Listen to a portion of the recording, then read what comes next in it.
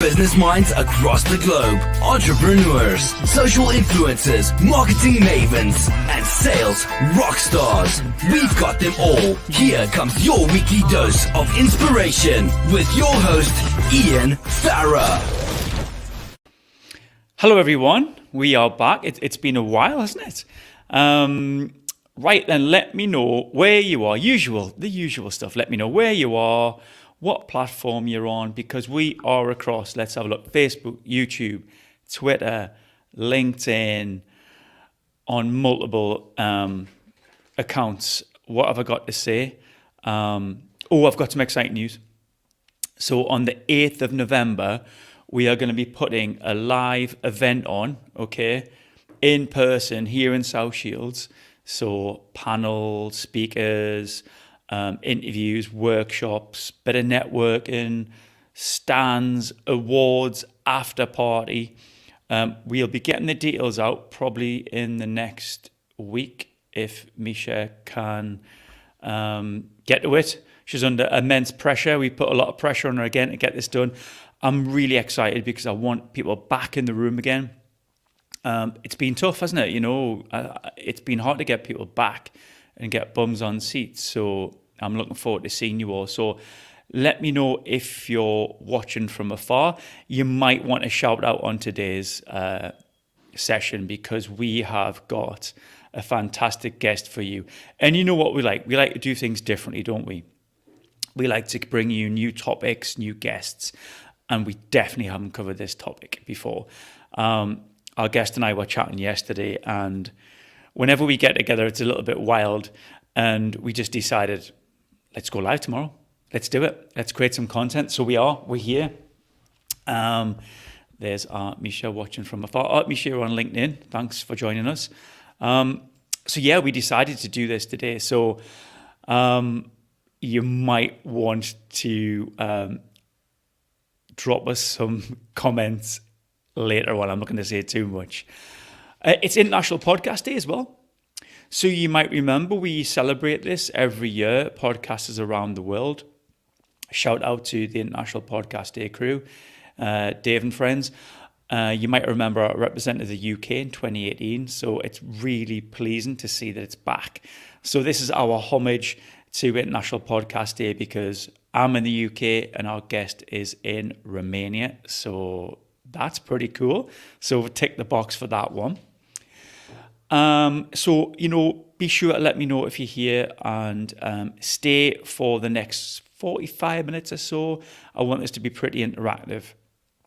Right then, so today's guest, okay, budding entrepreneur, eloquent linguist, an ever-inquisitive spiritualist. He is continuously developing tarot reader and astrologer with a mission to clarify the languages of the universe in his business practice, providing transformative answers to the questions of the subconscious for clients around the world. Welcome to the industry angel, Marius Capra. Hi, it's great to be here. Thank you for having me. Mate, you could not have given me a harder bio, man. I had to be on brand, as a linguistic graduate, it has to have, the big words and the pompousness and the, seance-y vibes. So it's all on brand. Do you know that the irony of the word linguist being really hard to say? Exactly, I know, right? Hey, Matt, so you are in Romania right now? I am, yeah. Really repping the internationals, on International Podcast Day. Yeah, good. So there, International Podcast Day. Brilliant to have you here. Just as I said there in the intro, we were chatting yesterday, weren't we? And the next thing you know, we're here. And this is how we roll, isn't it? Yeah, every single time we get together. Across this show, we've had lots of different topics spoken about, lots of different guests. Again, around the world, we've had rappers from Australia, we've had adventurers from the States, you name it, we've had them. And we do get a lot of comments after the show. So I'm really mindful. We just threw this out. We didn't even tell our audience it's happening.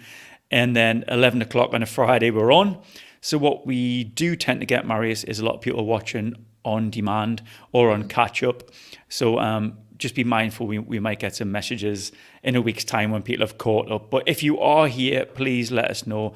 And we might do something a bit ad hoc, Marius, with any of our watchers. You might even pull a tarot card for them. Yes, Who indeed. who knows? Who I'll knows? disappear a bit behind the scenes to bring all of my stuff since, I work with a lot of tools. So, I'm not opposed to that. I would love Well, that. you say it disappear, but magic was your thing, wasn't it? It is, yeah, yeah. I would say that like I've been having a lot of conversations with people around me lately that I've always been kind of passionate about magic, but like it's kind of hard to really put it into like society and think of it like it actually exists. But the more I like kind of develop my practice, I realize like this is legit like magic that I'm doing. Like it's pretty on point with what like I like to do ever since I was a kid. So yeah. Wonderful. What mic are you using today, Marius? What am I using? Yeah, our friend Misha says, can you turn Marius up a little bit? Well, Misha, I'm not in Romania. I can't turn Marius's mic up. So apparently you need to be a bit louder, mate. Yeah, sure. Yeah, I can just like, kind of adjust my voice, no problem. There you go. Good stuff. So yeah, magic, is that from like a young age, Marius? How did that start? Yeah, definitely. I don't even know how to describe it. Like, it's just ever since like my first ever interaction with magic that I can think of was Harry Potter, like most people, but ironically, not the movies or the books. It was the video game, like for Chamber of Secrets. And I just remember being like completely like wowed by it, like every single thing, like, oh my God, a school of magic. Like, I'll go to school. Like I was like 6 or something, like it was right before I would go to school.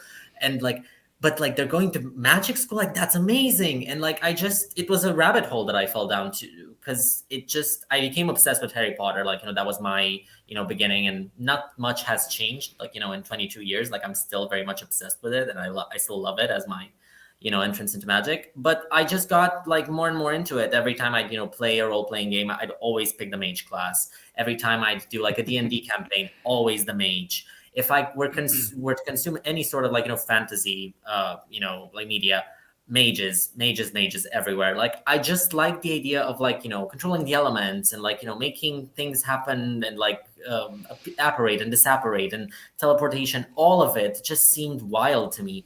And I guess it was because like, I thought that in real life you can't do any magic. So I was like, okay, this is really cool that like so many people have thought about this, and like, there's media representing it, and it's escapism.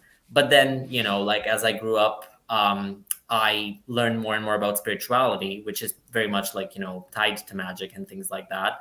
And while it's not ever as you see in movies or like, as you read, it's very close to like, you can definitely make unseen things happen with the tools that you use for your magic or spiritual practice.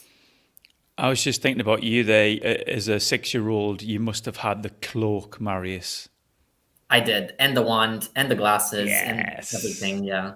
But ironically, like, obviously, like, I didn't have the discernment when I was young to be like, oh, yeah, I don't like Harry. Like, like, he was the main character and everything. But when I discovered, like, I think it was when Pottermore became, like, a big deal around, like, when I was 13 or something, I immediately was like, I don't want to be associated with Gryffindor. Like, I'm all Slytherin. So, yeah. You're a wild man. Right, so the magic bit, and then what about tarot then? When did the spirituality kind of drop with you then?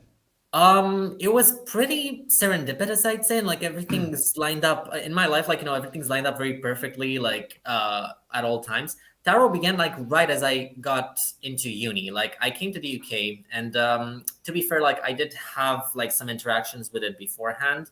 The first ever tarot deck that I saw and like had a reading done, it got stuck in my mind. Like I just couldn't erase the imagery. And I was a big skeptic. Like, let's get this straight out. Like, it wasn't like, oh yeah, like I'm a huge magic kid as, like when I was young, and then like, I'm going to stick with this. Like, I was definitely a victim of social conditioning. And I thought like, it's not real. It can't be real, things like that. And I became like hugely skeptic about anything spirituality, like, astrology, religion, tarot, all of that stuff. But I couldn't explain the fact that I was still pulled to it. So when I had that interaction with that deck, the imagery got stuck in my head. And then I was playing a random video game like a year before I went to uni, and it had the words Major Arcana as the level design. Like every level was named after a major arcana. And I was like, where did I hear this before? Like, this sounds really cool. Like, what is this? And I eventually looked it up, and it was like, related to tarot. It's the 22 trump cards in tarot. And throughout that year, like, somehow I got into astrology as well through memes of all things, like, learning more about, like, what a birth chart is and things like that. And when I realized that both astrology and tarot are like entire systems, and there's something to learn about them, and they interconnect so well, it really spiraled. Like, honestly, I don't even know how I got to today. Like, it's been a wild ride, but like, the more I learned, the more I figured that, like, oh, this is so real. Like, I can do so much with it. And yeah, I got my first tarot deck when I went to uni. Like, it was October of 2019. I still remember. And now, 3 years later, I have, what is it? 4 tarot decks, 2 oracle ones, loads of crystals, incense, all that. I have an entire altar. Like, it's all set up. That's why I said, like, I'll just vanish behind the scenes, bring my stuff. So you mentioned you were doing linguistics at university, is that right? Yeah, I just finished this year. I went to do English, at Sunderland, it was the English degree, and I was really focused on creative writing. But then I got there, and after literally a semester of like doing linguistics, I fell in love with it and decided to change my major and go towards linguistics. And I still did creative writing, on the side. And you're all done? Your studies are done? Yeah, I'm currently taking a break, and I'm planning on doing my master's next year. But for the moment, yeah, I'm just, focusing more on my spiritual development than my academic. So from a business point of view, Marius, I know spirituality is kind of life for you, but also you want to blend that into business. So what does that look like? To me specifically, it's like the fact that spirituality usually is very like divorced from business, like in the sense that I see a lot of like spiritual, before I would like think of myself as a spiritual business, I'd see a lot of like businesses that like didn't know how to advertise themselves, didn't know how to market themselves, didn't know how to like really translate into this world of business. And it was really sad because like when I would meet these people, I'd have like really good conversations with them. I'd find that like they're worth like interacting with and learning more about their practice, whether that's tarot or astrology or Reiki or shamanism or whatever. But every time I'd like business nowadays equates to digital. Like, you need to have some sort of digital presence to make an impact. And when I looked them up, I was just like so disappointed in the fact that like they didn't see themselves, they didn't recognize what a business was. So if I saw that like spiritual and business were like completely 2 worlds apart, I thought that my mission would be to bring them together. That's what I usually do with like connecting the patterns. So I thought might as well apply that to myself and put my money where my mouth is. This is really interesting. When you're a bit younger, Marius, you're almost expected to toe a line to follow a path, and actually our friend Shumba there's just popped something in the comments there. It's all about what you feel drawn to. Now, Exactly. you obviously felt drawn to this, and what I love about that is you've leaned into it. You haven't kind of said, no, I can't do that. It's a side thing. It's a hobby. It's an interest. Bringing the two, just as Shumba says there, you feel drawn to that. I love that you've actually followed your path. Yeah. And that is super authentic. And I know I often say this on the show, that's not a dirty word. It's just a bit overused by marketers, but it's so true. And it's when you're following that authentic path, you must feel so, I don't know, enthused by that you're kind of living and breathing your path. Yeah, that's exactly how it feels. It's just, it's hard to get to that point because I think that like with business specifically, there is this, like unspoken kind of like, path, like you were saying, that you should follow. And spirituality is completely like out of left field. And like, it started out as a hobby. Like, I learned how to do tarot like by myself. Like, I'm 100% self-taught. Same with astrology. And it started as like, oh yeah, I want to explore my birth chart, but I want to do readings for me. And I didn't know what I was doing. I didn't have any sort of connection with my intuition. And if COVID did something good, was when I was left alone for such a long time, like to kind of like reflect and stuff, I just, felt drawn to it. And I was like, I just want to learn more. And learning more, I got to a point where like I started to read for other people, my friends, my family, everything like that. And when the message kept popping up with like, you should charge for this, you should like turn this into a business, you should so and so, it took me like months to really listen to that and like put it into practice. But once I did, I found that like, every single time I have a reading, it's unique, and I'm helping a person in some way or another, no matter the tools that I use. And it's just, it's a hard pill to swallow that like, oh yeah, no, you can do what you like and you can make a business out of it. You can make a life out of it. It's just, you do have to believe in yourself and in your authenticity. I think, yeah, like you said, like authenticity is overused, but it's true. Like you do have to come from an authentic place if you want to make something for yourself without sacrificing a part of yourself. I'm smiling away here because I've said this to you before about this. You've been here before, right? Your wisdom just knocks me out, right? And because people don't say, this is mass generalization, quite often when Ian speaks to people, they don't speak like this, or they don't have this kind of penny drop moment until a bit later on in life where they actually can accept maybe spirituality or their feelings and actually lean into it without feeling a little bit of judgment or anything. Exactly. But actually, you've just, as a young man, just decided, that's it. This is who I am. This is what I believe. I'm all out there. Because the people in your space, they've got to be a bit older, right? They've got to be that middle-aged and probably ladies as well, would you say? In my industry, yeah, definitely. Yeah. It's definitely oversaturated with feminine energy. Like I think that was one challenge. Like, when I decided I want to pursue a spiritual business, it's just the fact that like not a lot of guys know how to interpret all of this. And I'm not saying this to blame anyone. It's just, when you observe a pattern, like you go to a tarot workshop or an astrology workshop, you're the only guy in the room, it makes you feel a certain way, and it makes you like, it's really thought-provoking. Like it makes you ask yourself, like, why aren't more like, men into this? Why it's such a cool thing. It doesn't need to be gendered. It's just about like, learning more about yourself and about other people as well. And yeah, it was a bit challenging, I guess, to like, make that decision. Like it didn't come overnight. Like, let's establish that. Like, on my personal side of things, like I've been in therapy for the last 2 years, and that kind of like really shifted my perspective on a lot of things, including my professional life.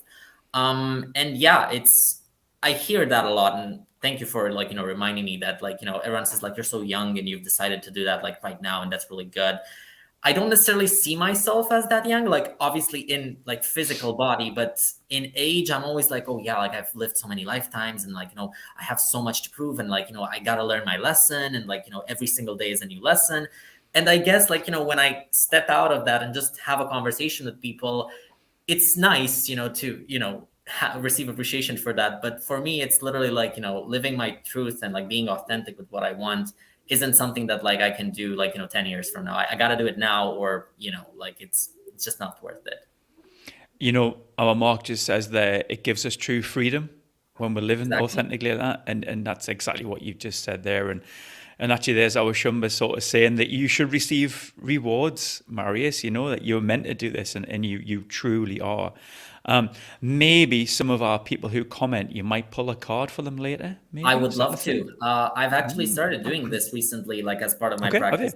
I always like to say this, that I'm a developing tarot reader and astrologer. Like, I don't think that I can ever be like, the end all be all. Like I learned something new about tarot, astrology, crystals, any spiritual practice every day. And one thing that I've learned recently, it was like on this last new moon on the 25th, I believe. Yeah. I've started doing collective readings beforehand. Like, I'd appreciate and like admire, tarot readers who would be able to like read the collective energy, or astrologers who would be able to like interpret the planets. And it took a bit of like, building up my courage, but I just literally like, sat down with all my decks and was like, okay, like, what do they have to say? And interpreting the energy, like, I thought, like, again, in social conditioning, I have to share this immediately and everything. And then it just hit me that, like, you can have the message in front of you. You can, like, interpret it for yourself. And then bring it to the collective when it's meant to find them. Like, when you hold conversations with people about, the state of things recently and stuff. And I'm really excited to, keep exercising that. And I would love to do a collective reading later on. Wonderful. Well, we've got lots of people commenting, so we'll pick a couple of lucky commenters out. There's our Noreen there saying that she was 48, sorry, 48 when she kind of lent into what she loved. And I can totally relate to that as well. Maybe there's a little bit of judgment there, or maybe you have to keep this to yourself. Maybe people will, I don't know, judge you. But something you said there about, all your decks in front of you. What is it like, Marius, from an intuition point of view when you have messages or feelings? How do you differentiate between the things that come in your head and the messages that you receive? How does that work? That is such a great question. Thank you for asking me that, because it took me so long to understand it. Okay. And I love talking about this because it's just revelatory for everyone involved. First of all, I think that everyone can be intuitive and everyone can do what I do, intuition wise, and doing readings and interpreting signs. I just think it's a fact of intuition, just like anything else. It's something that's intrinsic to us. It's within our body. It's a reaction. It's something, a vibe. It's something that we feel. I just think that people have different natural skills with it. For me, it is tarot and astrology, yes, because they're the way that I say languages of the universe. To me, it's just, as a linguist, again, it's just the fact that it's a means of communication, whether it's visual with tarot or more mathematical maybe, and drawing patterns on the sky with astrology. But other people that I've met and communicated with and even worked with, they have the gift of working with crystals and the oral energy that they bring. Some of them, again, Reiki, that kind of thing of being able to pull energies out of someone from a distance, past life regressions, and sound bowls, sound meditation, and things like that. I think that all of these take intuition to work with, and something coming from within you. But that differentiation between the anxiety voice and the intuition voice, I think, is simply over the fact that if you feel like you're doing something out of desperation or fear, or something that isn't necessarily yours, it's more planted into your brain, that's definitely anxiety. Intuition, I feel my sister puts it really well with intuition, is that quiet voice that just states something that things you should do. Anxiety is the yelling belligerent child that will always yell and will not leave you alone. And it's just about the fact that it's quieting, and meditation has helped me a lot with just kind of, okay, let's bring it back to our body. And usually this is, I find, universally valid. If you feel it here, or in your solar plexus, those are the three chakras that are the most intuitive. So if you feel any sort of vibe regarding a situation in those three, that's probably a sign from your intuition to, take action. Gut feeling vibes, Gut feel. You took the words out of my mouth. Gut feel in business, in leadership, and everything. Gut feeling. When you learn to listen to your gut, you really learn to make decisions from within, and it's very rarely wrong, Marius. Very rarely wrong. And it's probably from the dawn of time. You meet someone, you just get a gut feeling something about that person, or something about this relationship, or something about this project that. But what happens is, this thing in here goes, no, it's fine. And you try and change your mind, and you talk yourself out of stuff. Going with your gut is a great way to train.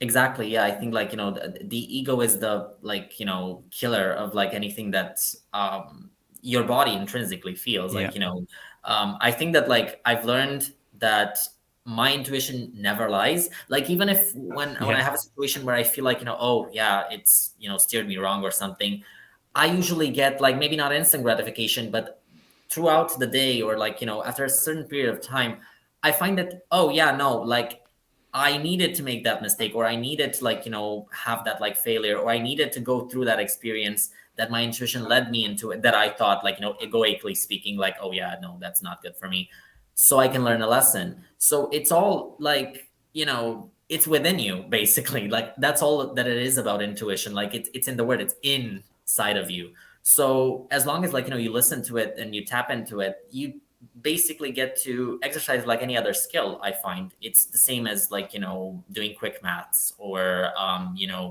doing workouts and exercising your muscles and things like that. It's just an unseen muscle, I guess. It's more soulful. It's really interesting you talk about instant gratification, because sometimes you listen to your gut, you make a decision, you feel that it's the right one, or something's proven to be the right one. You get a hit and you go, I feel good now, I've listened to my gut. My ego then goes, yeah, no, but how do you know it's the right one? Because the only way you knew if you took the other decision in an alternative universe? How do you know? Exactly. Like, Stop, I've got like, stop it, Ian. It worked out well. It was the right thing to do. I've got another. Let's have a look at this one here. It's good to see another male within the spiritual industry, as you said, Marius, that shouldn't be gender specific. Kyle Gray comes to mind. I'm sure they are more learning to trust my gut is an ongoing process. Yeah, exactly what I've just said there. Let me know who that was actually, because I've just got a LinkedIn user. Yeah, exactly what our friends just said there. It's an ongoing process to learn to do that, and sometimes the ego is the enemy, as we say. Yeah. We'll try and talk yourself out of that. Okay, then. So, in terms of a really good point there about the industry and about males, what challenges have you faced, Marius, in this specific industry? Stigma more than anything. I think that like a big problem with the spiritual industry is that it's not really cohesive. It's not the same as like, when you work in marketing or when you work in sales or any really industry that comes to mind. There's this sort of mutual understanding between like, industry partners that what happens here happens with you as well. And people get to expect, like, even if we're rivals, we're competitors, people know what to expect from the both of us. In the spiritual community, that happens at a personal level. Like, yeah, that's true. If you get like, 3 or 4 famous spiritualists in a room, it's a lovely conversation. It's really good. But again, I think that like, because it's something of an antiquated age, sort of like all of these practices come from a time before us. And they're not necessarily like, not all of them have been brought to the 21st century. And I love that New Age spirituality is doing all of that. Like, if it's doing one good thing, like, the TikTok revolution with astrology TikTok, or like everyone owning a tarot deck nowadays, I find that beautiful. Like, again, I think that everyone should have access to this information. Everyone should get to have their own practice. Everyone should be able to, exercise their intuition. It's just the fact that like the stigma is still there. And when you try to talk about this in the same way that you would talk about any sort of industry, like, your work, it's this whole like underlying pressure, even if someone doesn't say it, that they look at you like you're crazy, essentially. And one thing that I like to do, and this might be a bit controversial, but I find that psychology and spirituality are so well rooted within each other and are so interconnected. And the fact that they've been disconnected from each other is a big issue, because psychology, when, it properly began and kicked off in the 20th century, it was the same reaction. Like, it's just gotten a lot more destigmatized in the meantime. And now it's gotten to a point where like it's almost completely destigmatized. Spirituality, I think, is following in the same footsteps. And it's just the idea that like, were they to be a bit more melded together and they would help each other coexist, I think that like, this whole stigma around like being a spiritual business, being in the spiritual industry, talking about it as a valid means of like, obtaining clarity or like, reassurance, or being able to like, understand yourself better, it wouldn't be as like, seen as though you're a lunatic, or like, even if you're a spiritualist or a follower of the whole thing with like, I don't believe in astrology, I don't believe in tarot. It's not about believing, it's about just wanting to understand it. It's no one's tying you to it in terms of like, it's not a religion, it's just a tool. It's literally like, something that you use to gain better understanding of what's surrounding you or what's going on inside you. No one's marrying you to it, and no one's making you commit to something that you don't want to. So after this very long-winded answer, the biggest challenge I faced, I think, is stigma, and fighting that stigma on all of its fronts.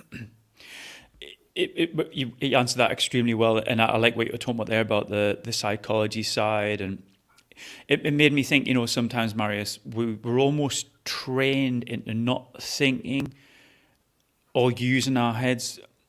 I guess it's a bit like we'll be in a restaurant, okay? There's always background music, okay? It's stopping us thinking. It's stopping us taking time to actually be still in our thoughts. We're always kind of being stimulated or entertained in some reason.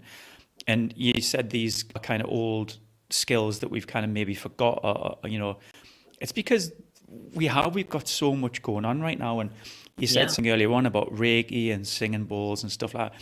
I don't know if anyone's ever had a massive singing bowl, or heard one. It's ridiculous. You've got to be anyone, you put your hand in, you can feel the vibrations, you can feel it inside. Those things are so tangible that you can't not kind of think, wow, that's super cool. Exactly. Yeah. It's just, it's the skeptical brain of like, I always blame social conditioning for this. Like, it's no one's fault that they're a skeptic. Like, even when I meet people that like, like, oh yeah, you believe in that stuff, or like, I don't even entertain the conversation of like, oh no, I have a business over that stuff. I don't blame them for like being skeptics. I think that no one is born a skeptic, just like no one is born with preconceived ideas about race or gender or sexuality and things like that. It's the same with like spiritual beliefs.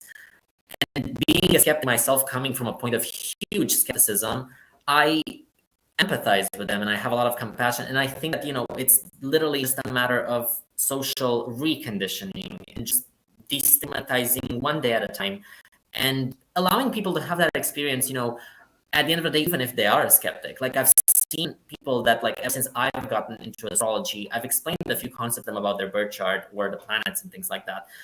And as long as like you have respect to like explain that to them when they're open, not like shoving it down their throats, but like, you have to believe this, you have to understand this whenever it feels comfortable for me, it changes something in them. And I think that if you understand one practice, you start to be more curious at the very least about others. And then you kind of find the one that you vibe with the most. And like you said, I went to sound bowls like almost a year ago for the first time. I didn't even know I was going. Like, it was this experience, like in a workshop, and then like at the end they were like, oh yeah, we also have sound bowls if you want to try them. And I was like, I mean, sure, I love trying new experiences, and it was amazing, but I didn't even know how they worked. And I was like, how can the skeptic in me, how can sound vibration heal you like in your body? But it did. So it's all about like empathizing with the skeptic rather than shunning the skeptic. Don't get me talking about sound, Marius, and the fact that the Egyptians moved stones with sound. That's another thing altogether. I know, their vibrations and, like Yeah. listening to music, that heals you on the inside. Why wouldn't, sound bowls be able to, or like, why wouldn't Egyptians be able to move things with sound? Like, of course. Yep, and there's our Suki. She's got a gong bowl. But yeah, these things are so you can't get away from it, And you said something wonderful there about allowing yourself to experience stuff. I love that, Marius, because when you open up to experiences that are so safe, like Reiki, you lie down and someone lays hands on you. Well, actually, doesn't lay hands in from a distance, or they may lay hands actually. I've been Reiki attuned as well. It's 45 minutes of your time. And if it's not for you, then it's not for you. But you can't then say that was rubbish. Have you tried it? No. Then Exactly. That's exactly everything that I say. It's like, I hear people like, bashing things that they've never tried. And the only question that I bring up is like, have you actually tried it? Or like, are you living from someone else's experience?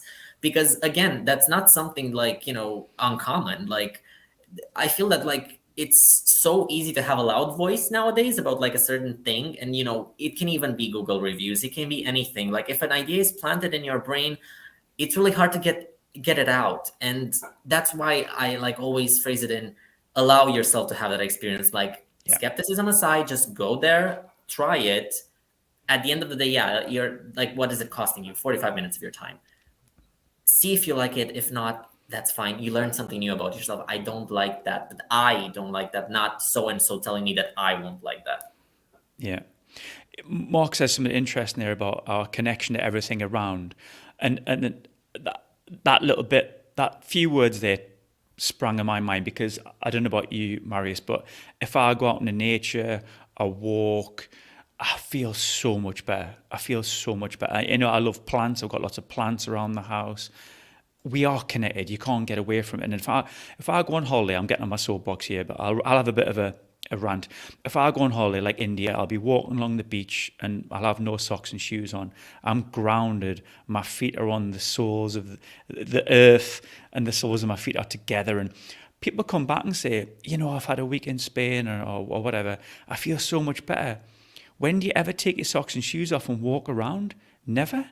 But you do when you're on holiday, and you come back and you feel great. Yes, I get you being rested and recharged, but you've done things like being, connected to the earth. And yeah. I'm really glad you brought that up, since I try to do that as often as I can. Like, just going into nature and taking my shoes and socks off and like just being grounded, because it helps massively. Like, it's I think like, over the fact that like you connect with an element, like it's earth, and like, you're touching it instead of like, having a barrier to it. And as long as you do it safely and like, an environment that you feel peaceful, like for me, nature walks are some of the best de-stressors that I've ever tried. And it's so easy. You literally just, walk in nature. Like you don't have to do anything else. And it's beautiful because like, it's very dependent on like, not dependent necessarily, but it's enhanced by, weather conditions. Like if it's rained and it's a bit more muddy, or like if it's sunny and it's like, you're kind of like experiencing it, like, with the sun's rays and things like that. No matter what happens, like it's something that is so easy. And I love that you brought up that example, because it's just, it's things like that, like that really help you stay grounded, feel better. And the answers are always a lot simpler than we think. But again, like it's something that's worth talking about, because we're bringing it back to the basics, and we're bringing back these like, simpler ways of like dealing with stuff and like healing ourselves, rather than having to, think of like, oh yeah, no, my journey to healing and like understanding myself is going to be tough and I can't do anything about it. Like that's how things have to be. I always say this in my practice. Like I've learned this from another spiritualist. It has to be like, it should be like this or shouldn't be like this. It just is like, make the best out of it, and, allow yourself to be in that moment again, because no one says that it should be in any way. Like there's no preordained, way of doing things. It's really interesting. Our Myra there's sort of mentioned there about nature being a natural healer, and you mentioned the sun, Marius, and again something that I'm really strongly believing in. And I think the sun's had a bit of a bad rap, and we're talking about cancer and that's sun damage and stuff. And yeah, I totally understand that, but actually, if it's a sunny day, this is going to sound mad, but I love sort of shirt off if I'm in the garden and letting the sun hit my body. And actually, if you think about, we weren't maybe meant to wear clothes. And when was the last time, this is going to sound mad, when was the last time your butt received some sun rays, right? Exactly, yeah. Probably never, okay? Because we always have to wear clothes. I mean, how wonderful would it be for your body, your naked body, to feel the sun's rays on you and almost re-energize? And it might not be in the height of the sun, because it could be dangerous and you could burn.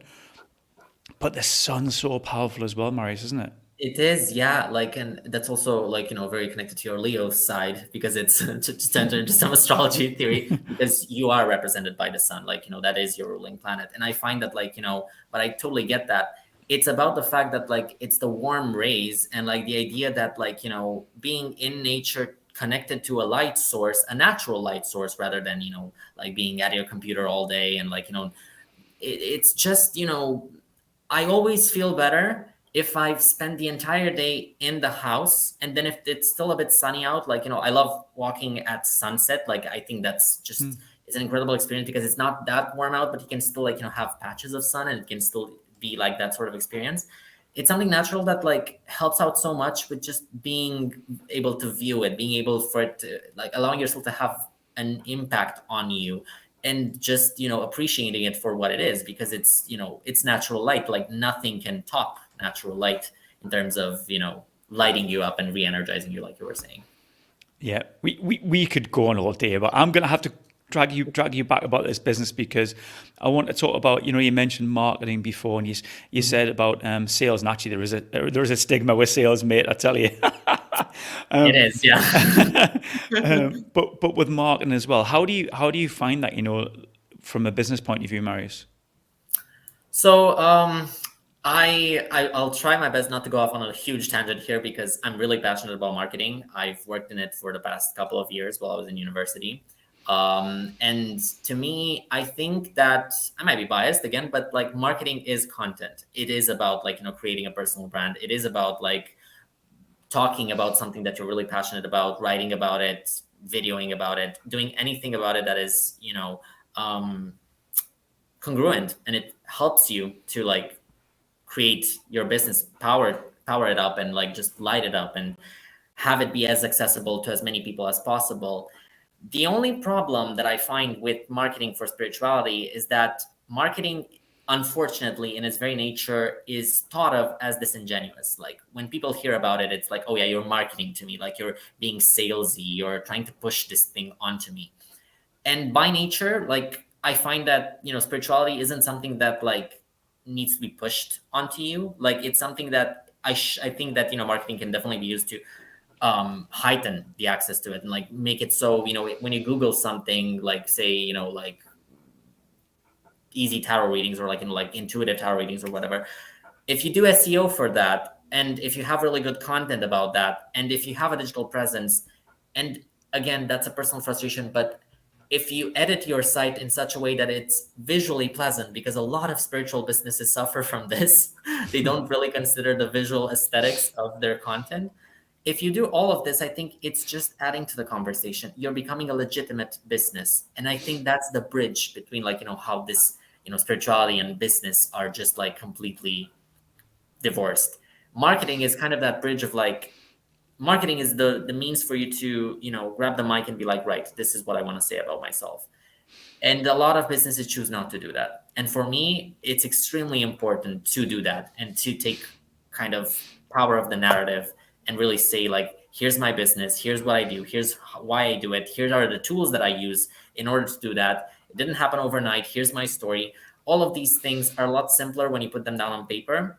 But I think that it's not usually brought up in spirituality because reasons. Like it's just, oh yeah, like, you're going to the witch down the well, like, or something like that. It's still that kind of mentality, And what I like to do in this, like kind of revolutionary, like new age spirituality thing is bring marketing into it, bring it as an important part of the discussion, but not pollute, spirituality with it, as it were. Well, that must be really difficult to get that balance because, in marketing, as you say, you're almost, I don't want to say selling yourself, but it is, it's kind of, or helping people to buy, you're highlighting what you do. Hopefully people will relate to that and then want to work with you. And Shumba put something in the comments, actually, it was quite a long one, but you can't see us now, but she did say something about a few years ago, she put a lid on a love, trust, on tarot, intuition, Reiki, mediumship, and hypnotherapy and sound therapy, because she wanted to kind of fit in and be the norm. I really empathize with that. Yeah. Yeah, but now she's kind of realized that you're shutting herself off and things like that. So you, from a marketing point of view, you want to kind of highlight to people like Shumba, like, you don't need to shut yourself off. You don't need to kind of fit in and be the norm. How do you balance that though, Marius, without kind of being that kind of quirky person that beats the drum and is a bit almost inauthentic? Yeah, I get what you mean. So I've had this like rebranding idea during the summer, like right after I was done with uni. I thought like, I haven't updated my Instagram bio in a while. And I was like, I need something that like representative of me at this point. And I describe myself as a type A hippie in the sense that like, yeah, I'm very like, frolicky and fairy-like. And, I go like, like walking barefoot in nature and things like that. And like I have tarot cards and crystals and like incense and all of that witchy stuff. But I'm extremely type A. Like when it comes down to business, I always have an itemized list. I have a schedule. I have meetings booked in. I have everything. I will have a PA, and God bless her, I will pay for her therapy because I know I am that type of type A with like, even if we're talking spirituality, no matter what we're talking about, I have high expectations and I like things done in a certain way. But it's this whole thing of like, I take myself seriously, I think, more than anything. Like no matter, and again, this doesn't only apply to my spiritual side, it applies to all of my sides. But as a spiritualist, I think that, well, at least I try to be living proof that you can be both indeed. Like you can be extremely attuned to nature and to like all these tools that you use and to your spirituality and to all of these beliefs. But that doesn't mean that you gotta be like, a leaf drifting in the wind, to use a spiritual metaphor, as it were. Like you can be someone that's very like, you enter a room, you have power, people know how to deal with you. And even no matter what you're selling or providing, you are a steadfast human being that deserves respect. That's kind of how I would describe it, like this whole maintaining the balance, like honoring both my type A tendencies and my hippie tendencies and marrying them together so that they make me who I am.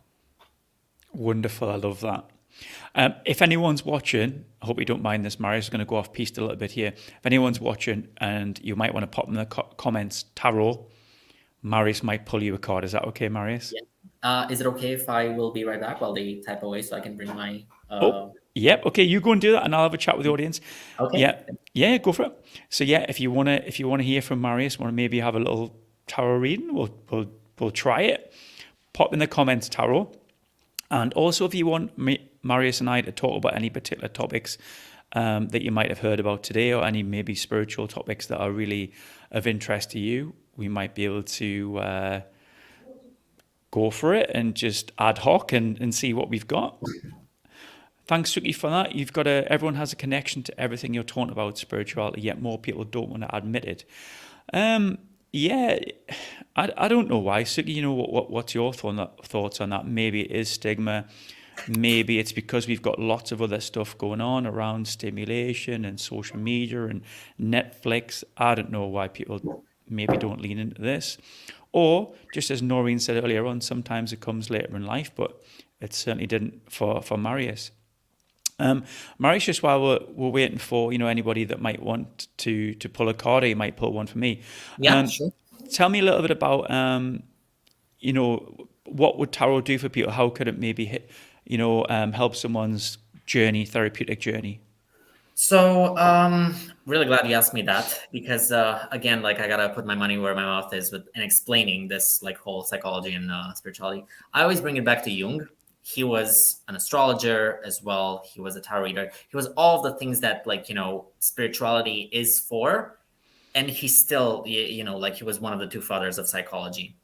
And I think that, to me, the fact that, tarot is a lot based on archetypal energy. It's based on elemental energy. It's really the end all be all. You got to use a lot of at least in my practice, that's what I found. You have to be aware of, spiritual correspondences in terms of astrology. Every tarot card has an astrological correspondent.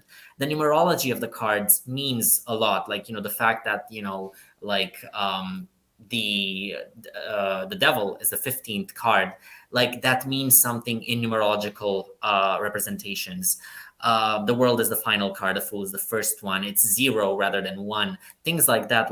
All of these little details mean something in terms of tarot. So in terms of psychology and how that helps you on our therapeutic journey, since you're obviously dealing with the subconscious, I also deal with the subconscious when it comes to, my readings and things like that.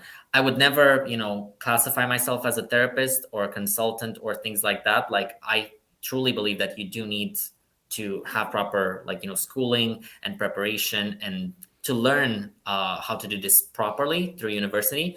But I think that, again, I would love to work with a therapist, and I'm currently doing that now with my former therapist in terms of utilizing the spiritual aspects of her business and bringing them forward, because again, it's really important to go back to what Jung was doing. He was incredibly authentic with the fact that he was both a spiritualist and a psychologist. And I think that were you to marry them together and not invalidate the other, because I think that's what a lot of people want to do. It's oh yeah, but if you go to a tarot reader, you can't go to a psychologist. No, you can. You absolutely can. It doesn't have any sort of overlap in terms of clashing together. It's just different information that you receive and you choose what you do with it.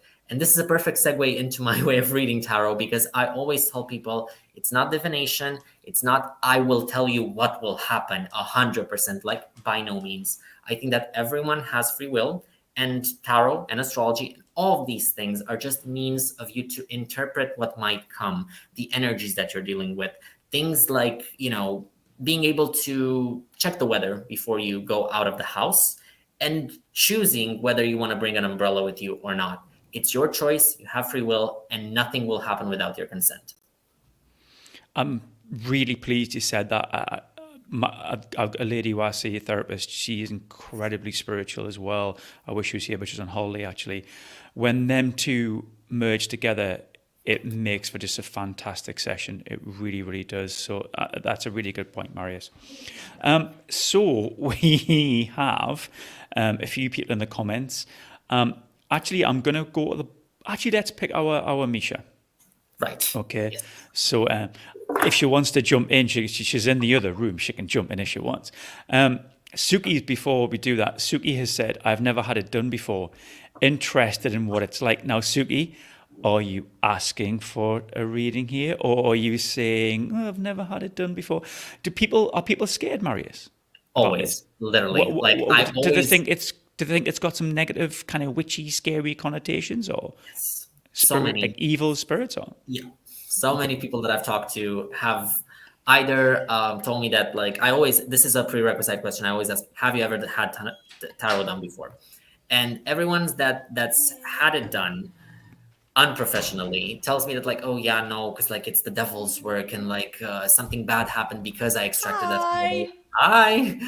But it never really, like, they don't understand it, because again, like, they were not explained it properly. And it's this whole thing of, like, like, oh, if you have a tarot deck, like, it's cursed, it's possessed, it's no, it's literally a tool. Yeah, I cleanse them with sage and Palo Santo and things like that from time to time, because they attract energy. Like, the more you use them, either for yourself or for other people, they retain some sort of energy. But that's with everything. Like, it's with you, it's with crystals you wear, it's with, like, tools you use for your practice, like, astro dice and bowls and things like that. They're palpable objects that retain energy. There's nothing demonic about them. There's nothing like, like the devil's work. It's none of that stuff. It's just energy translated into illustrated cards. Well, it That was looks a bad like idea. it looks like Suki has totally trusted you because she said yes. But we've got a special guest here. Hello. I know you're a friend of Marius's as well, aren't you? So Yeah. Marius, are you gonna do Yeah. a card for Misha? Of course, yeah. The way I usually tell people that this works, so that it reassures them, is you think of a situation that you want some clarity upon, and then I extract a few cards. In this case, since we're pressed on time and I want to get through as many of you as possible, I will extract one card for a bit of clarity. So, Misha, we have the Ace of Wands here. You're really open-minded lately, I think, for, like, new ideas and new projects. Like, you're really burning up with passion. With the ace, it's this whole thing of, like, like initial energy. So I don't remember, were you a fire sign by any chance? Like, yeah, Yeah. there you go. You're really tapping into your fire sign energy and just, like, authenticity. Like, we were talking about authenticity, like, this is, picking up on the collective energy. But you're, I think, really committing to saying yes lately rather than no, and just being a lot more lenient with the energy around you, and not as, I think you've gone through a period of, like, setting hard boundaries, and now you're really into, like, okay, let's open up, let's see what I can bring to me, like, what if I say yes, and, like, be like, yeah, I'm holding the torch, I can be, like, the first one to say yes, let's see where this goes. So a lot of open-mindedness on your part. Yeah, definitely. I think you would agree as well. Yeah, I've put a lot of pressure on her to do that as well. So yeah, Yeah. Fine. Ian, do you want one? go on then. Okay. Thanks. Bye. So we have. Special guest there. That was a bit different, wasn't it? It was, yeah. Like, and I'm really happy with her card, and the energy, like, she was radiating with fire, and I'm really happy to see it. For you, it's the Daughter of Swords. So this is related to the astrological season we're currently in, Libra season and Mercury retrograde. I think you've really reconnected with your inner innocence throughout this past 3 weeks with, like, the Mercury retrograde. And usually when swords is air energy, so it might be calling out any air placements in your birth chart. It's that thing of, like, kind of, I'm hearing a lot of innocence. It's about, like, reconnecting to your innocent part. Again, picking up on the collective energy, because I think we've kept talking about, like, psychology and, like, nature walks and things like that. This is feeling very, like, inner child healing. So I think that, like, you're really pro that, and, like, really connecting with that side of yourself in a very, like, innocent and unbothersome way. Like, you're really taking your steps in a gentle and I think, like, very, like, respectful pattern for your inner child. That's really interesting. I spoke to someone last week about that, about inner child, and I hadn't actually heard or really thought about that until recently. So that's quite interesting you said that. Right, and who should we have? Myra. Tarot Marius, please. Sure, yeah. Let's see what we can interpret for you, Myra.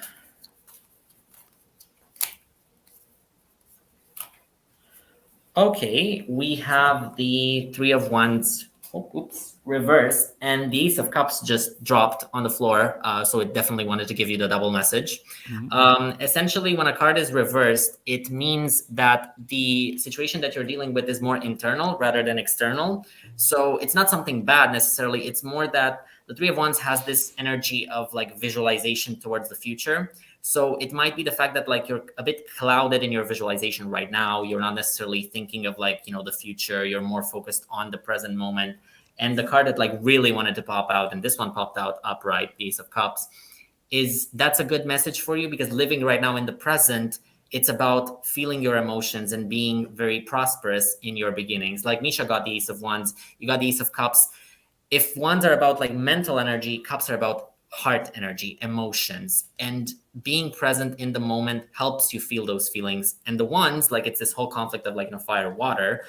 By honoring the water in you, the water energy, like feeling the feelings that come up and being present and loving yourself for it, allows you to see a clearer vision of the future. Like you're not meant to worry about the future right now. It's more about like being present in the moment.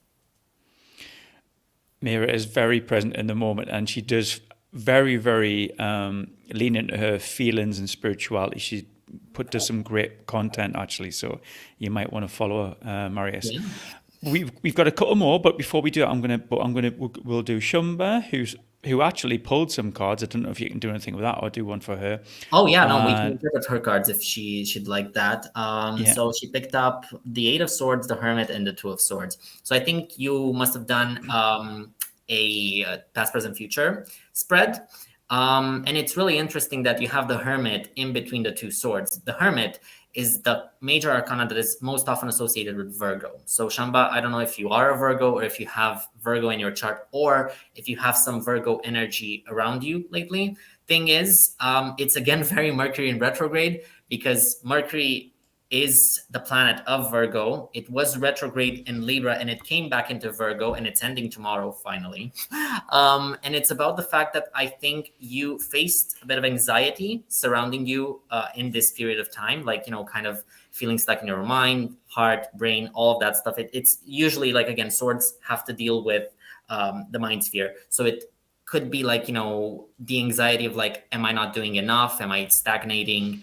The Hermit was the lesson of like, like, it's fine. I can hermit in this period. I can recollect. I can go in and just be with myself, so I can like learn as much as I can. And the Two of Swords being like much downer, like kind of subsided energy in the Swords suite is about the fact that like you've taken it down a few notches and you're ready to have that conflict that you are feeling in terms of, oh yeah, I don't feel like I'm enough, or like I'm not doing enough in this period. You can take it to the outside and be a bit more like, I want to say conflictual, but not in the sense of like, vindictive. It's more like, I'm here to stand my ground. And that was only possible because you've done the hermiting, because you've learned the lesson of taking your time, acknowledging information, and sitting with it in a respectful way to yourself. Shumba, you're a lucky lady. You've got a big reading there. But we're going to go on to Suki, because Suki was a bit nervous, and now she's saying, "Have you got me one yet, Ian?" So yeah. Well, before we do that though, what about you, Marius? So we chatted yesterday actually about you really love. You've got 4 decks, and you kind of really love the illustrations of them. Tell me a little bit about the decks and why you like them, and what maybe pops out for you. Maybe what card you connect with the most. Right. Yeah.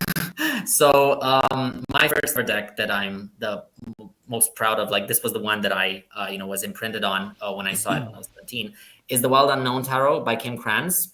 So this one is the one I extracted for you. I extracted the Suki's cards, and we're going to get to them in a moment. But just to show the imagery, this is how it looks. It's very like kind of naturey, darky sort of aesthetic. And I love that. Like I think that it's a deck that has no humans in it at all. It's just animals or natural events. So kind of tied to what we were talking about with like reconnecting with nature and being in nature. I think I was drawn to it the most because it's this whole idea of the deck that it's a very harsh deck. Like it doesn't sugarcoat anything. And the card that is my favorite, it's a toss up between two, but the one that like was most imprinted onto me because I had to listen to it because it kept showing up in a very aggressive way, was the High Priestess, which is the card of intuition. It's the connection with the moon, the mother sort of thing. It's motherly figures. And in the High Priestess, you find your intuition. It's about like listening to that inner feeling, the gut feeling. It has these ties to like, the motherly energy, like the feminine intuition sort of thing, like your mother just knowing that something is going on, just knowing that you're feeling bad, just knowing. And that card kept popping up for an entire year until I finally learned how to do intuitive readings by just trusting my gut rather than like always obsessively checking the like guidebook or like, online. So that's one. And then the other one is the Hangman, because that one is about staying in the present moment, not necessarily it's by choice, but it's not by egoic choice. It's about like intuitive choice. It's being trapped in a situation so you can observe all of its outcomes and learn from it, and then you can take action when the time comes. For now, you are choosing to be in the hanged position so you can like be inactive and just an observant. And I've loved them so much that I've tattooed both of them on me. It's that kind of connection with them. It's their concepts that existed in me for so long. And then when I finally learned about tarot and like could put a name to them, put an image to them, I relate to them so much. If anyone wants to see Marius's tattoos, if you just put in the comments strip, and we'll see what we can do. Actually, Marius, when you're talking about there, the cards keep coming to you. Let's just say you had 4 people in the room, and you did the cards for each person. If a card kept coming for the same person, for each one of those people, was that meant for you? It could be. I think it's about the collective energy, and that's why it's really important to cleanse your cards and things like that. The cards pick up on collective energy, and it has happened to me before where I've done readings for 2 or 3 people in a row, and the same cards would pop up. And granted, they would be friends, but it's this whole thing of like, if you spend too much time with a person and you don't clear your space, you don't create a sacred space beforehand, it can be something that's a message meant for me. Like, it's the cards warning me like, hey, do the maintenance work, clean us, cleanse us, spend time with us alone, like, honor us on the altar, things like that. Because if I just use them ruthlessly without respect for them, the message just becomes like very, very clogged. It's hard to explain, but like it's as if like every single deck has a personality of its own. And again, the Wild Unknown is the most fickle one of them, I would say. Like it's the first one, it's the most kind of favorite child energy. And to segue into that, like it has a message for Suki. And again, 2 cards were extracted, the ones that I showed previously. It's the 2 of Pentacles and the Daughter of Wands reversed. So it's about like, again, talking about the inner child work and stuff. It's really honoring like your inner world in terms of like your desires and passions. I'm hearing that you're balancing a lot on your shoulders right now, like, finance and love life and like something about a child, or you're balancing a lot of things basically. And that doesn't leave you a lot of room for your inner needs. And that's why the Daughter of Wands is reversed. It's an invitation to kind of look at the balance that you're bringing in the external world, like all that you're doing for other people, and offer that to yourself and see how you feel afterwards. I know Suki really well, and she does a lot for other people. She's often trying to create things for others, because that's kind of I think feeds Suki as well. So Suki, I hope you heard that and you enjoyed that. Marius, if you don't have a deck, are there other things you can do? So somebody might be watching this, doesn't have a deck to hand, has never had one. What kind of things can you do? There are certain online platforms you can use, and I'm not meaning like, having to pay for like, a spiritualist to read your cards.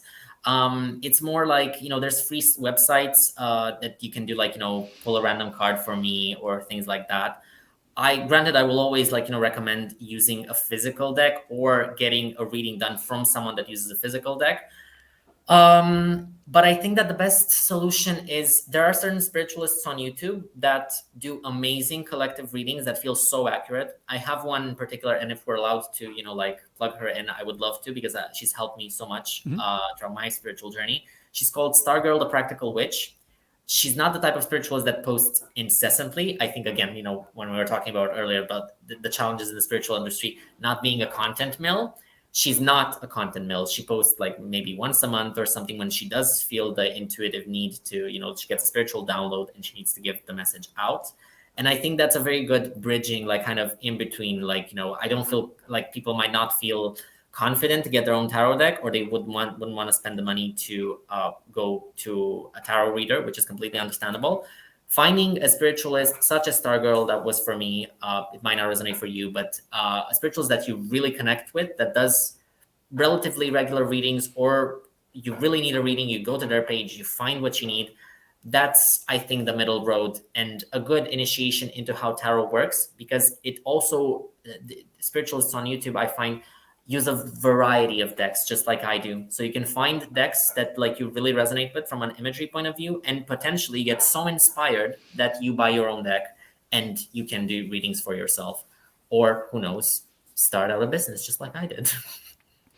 Wonderful what Shumba said there. She have cards and did an advanced certificate, did some readings for some time, coaching, then pack all my passions and gifts in the cupboards, but now I'm reopening my cupboard. So Shumba's really been in this space for a while, then she's put it to one side, then she's kind of reignited the fire in her belly. So do you find that happens quite often, Marius? Oh yeah, definitely. I think, again, like for me, it was the skepticism that like, I'm sort of glad that it happened at a young age, because like, I didn't have that much to lose.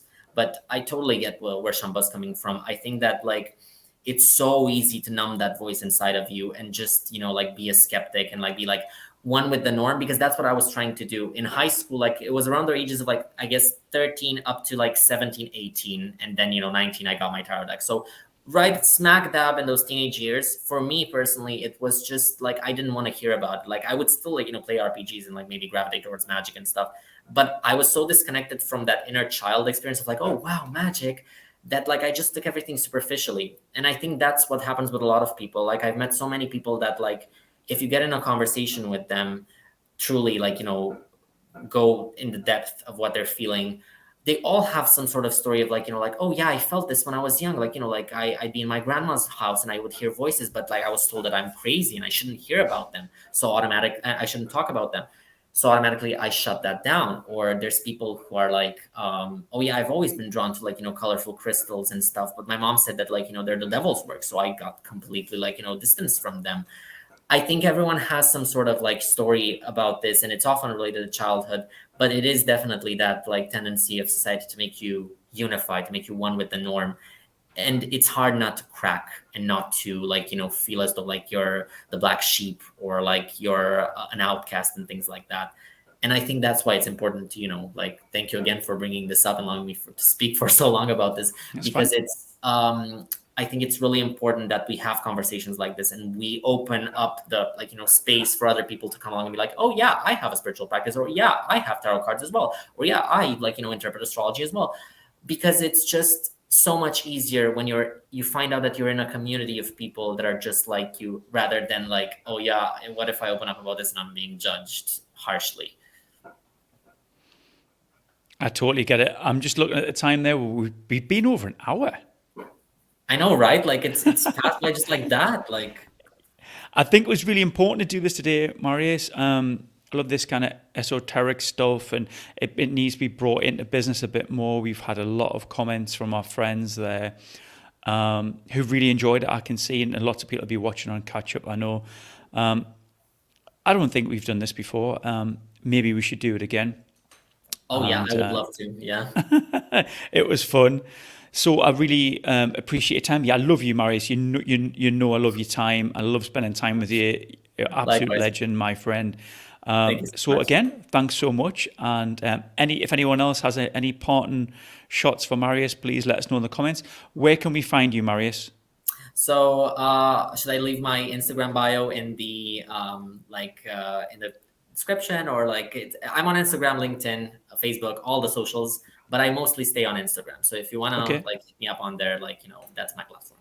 And what's your handle on Instagram? So it's at marius.capr. It's my name, but without the A, because marius.capr. So, like, yeah. Wonderful. It's the branding of like Capricorn, Capra. So like, it's, I like it. Maybe someone might put that in the comments for you, Marius, and that'll be attached to the feed.